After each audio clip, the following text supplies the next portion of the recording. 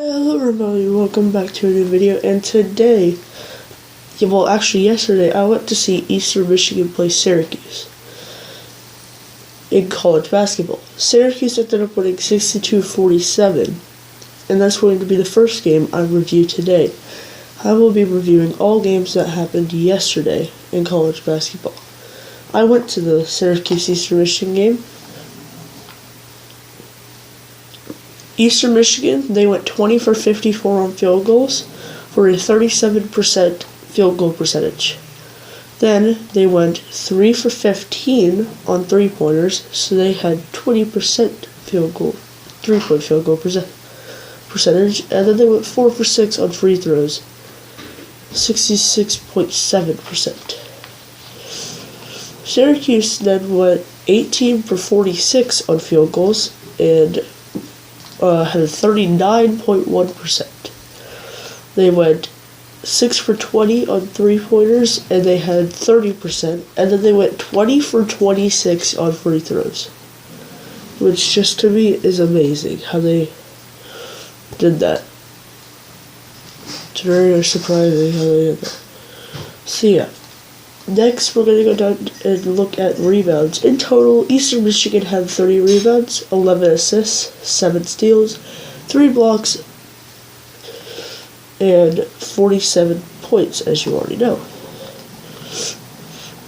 And then Syracuse had 38 rebounds, 13 assists, 9 steals, 8 blocks, and 62 points. Syracuse was very good defensively in this game and held Eastern Michigan to less than 50 points. And it may be their first year not scoring 50 points in a game, which I am actually going to check right now. Yes, it is their first game of the year not scoring 50 points. So yeah, and it was at Syracuse in the Carrier Dome, which is a very hard place to play. So, I mean, it's not awful. Eastern Michigan, their star player of the night was, drum roll please, Minnie. He scored 13 points. Elijah Minnie, he scored 13 points, had, let me see how many rebounds he had. 5 rebounds, 1 assist, 2 steals, 2 personal fouls, but he did go 6 for 14 and went 1 for 4 on threes. And he was their highest point scorer of the game. Their best player on the bench was Terry Harris. He scored 5 points, played 11 minutes, and went 2 for 4 on field goals, 1 for 3 on three-pointers, and he had 1 steal. And for being off for 11 minutes, that's not terribly awful in college basketball. That's the best player, but they did have Gross, who had 3 rebounds, 1 assist, 1 steal, or King, who had 2 rebounds, 1 block, or McAdoo, who had 1 rebound, 1 assist. So yeah, now let's go over to the Syracuse team, where Syracuse had a very good game.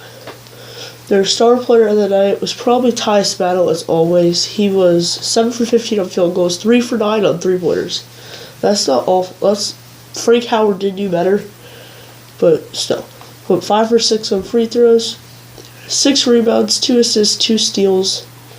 Did have 2 turnovers, and also scored 22 points. Next we have Pascal Chukwu.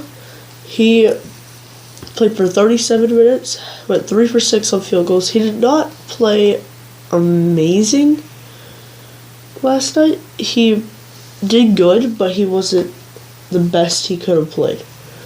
So yeah, Chukwu went 9 for 11 on free throws. That is very rare coming out of him.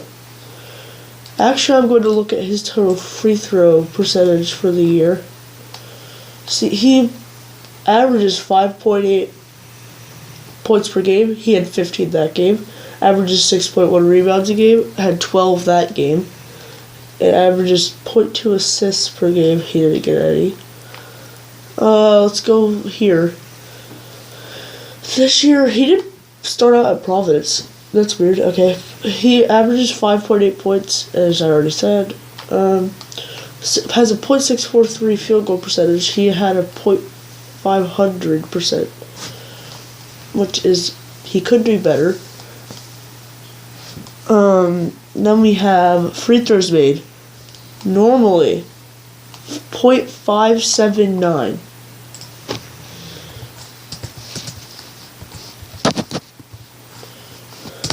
That game, he had a .82% free throw percentage, which is very rare coming out of Pascal Chukwu.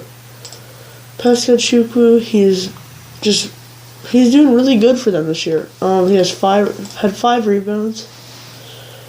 Oh no, Elijah Minnie had 5 rebounds. Sorry. Yeah. Season totals for Pascal Chukwu. He's one of my favorite players in the team. Yeah, comparing to his last game, he went 1 for 1 on free throws in the last game. Only scored 3 points, had 4 rebounds, but did play 32 minutes. So yeah, we're gonna go on to the next game. Okay, the next game I'm looking at was actually on Monday. I will come back to you guys when the ad's done. Okay, now we are here at the Middle Tennessee State and Miami game. This game actually happened 2 days ago on Christmas. This was a really good game. It ended up being by number 15 Miami 84, Middle Tennessee 81. So yeah, probably the best player by far on Middle Tennessee was Nick King. He had 28 points, 8 rebounds, 3 assists, and actually 3 of those rebounds were offensive. He went 9 for 15 on field goals. That's over 500, which is really good. And then he went 2 for 3 on 3-pointers, which is also pretty good. He did have 4 personal fouls and 3 turnovers, but normally there's some better players that have more. Yeah. They also had on their bench, they had a guy named Antoine Johnson. I watched this game on TV this year. He went 5 for 10 on field goals, 1 for 2 on 3-pointers, and 5 for 5 on free throws. He had 1 rebound, 4 assists, 1 turnover, 4 personal fouls, but 16 points. So he actually did pretty well that in this game. The entire team shot for 51.9% field goal, 46.7% from 3-pointers. That's really good for college basketball. And for free throws, they shot 83.3%, being 20 for 24. Then here we have Miami. They went 30 for 50 on field goals, which gives them 60%, 7 for 18 on 3-pointers, which gives them 38.9%, which is still decent. And they went 17 for 25 on free throws. That's not good. And they shot for 16%. So yeah, the best player for them was probably Bruce Brown Jr. He had 20 points, 6 rebounds, 3 assists, 2 steals, 1 block, 4 turnovers, 2 personal fouls. Went 8 for 16 on field goals and 4 for 7 on free throws. He is a guard, but he didn't get a 3-pointer that game. So yeah, thank you guys for watching this review of my game, of the 2 games that I was going to review for you guys today. And I hope you guys enjoy. See ya!